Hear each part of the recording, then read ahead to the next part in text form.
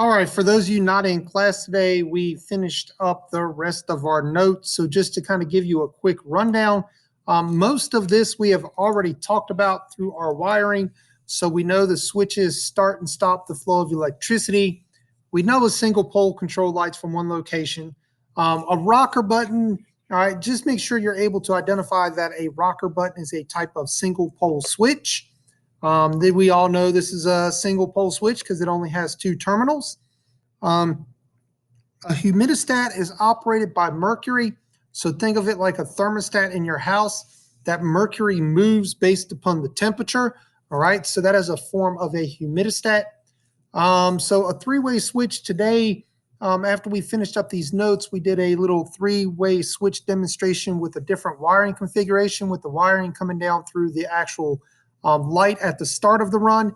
And then we learned how to recode wires, a neutral wire to a hot wire. So a three-way switch is also a single pole double throw.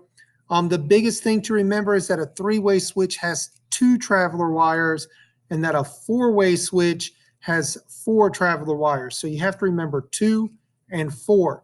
And the only way you can use a four-way switch is if there is a three-way switch in the middle of it. We've already gone over which way to attach wires. That's in the way that the screw tightens. A wall plate is that cover that's over top of your outlet or your switch that is going to cover up all of those wires so you don't shock yourself. A junction box just uses a blank cover. The maximum distance you can have in between outlets is 12 feet. And then a cable and split box. I'm going to show you all these tomorrow in class. There's these things called knockouts, and then you put a connector in there, and that keeps the wire from slipping. This is typically used on metal junction boxes. So like I said, I'll show you that tomorrow in class. The solderless wire connectors is the wire nut. It insulates and connects in one stop. So that's the biggest thing to get out of this slide, is that it insulates and connects in one circuit breaker. We know that automatically going to open.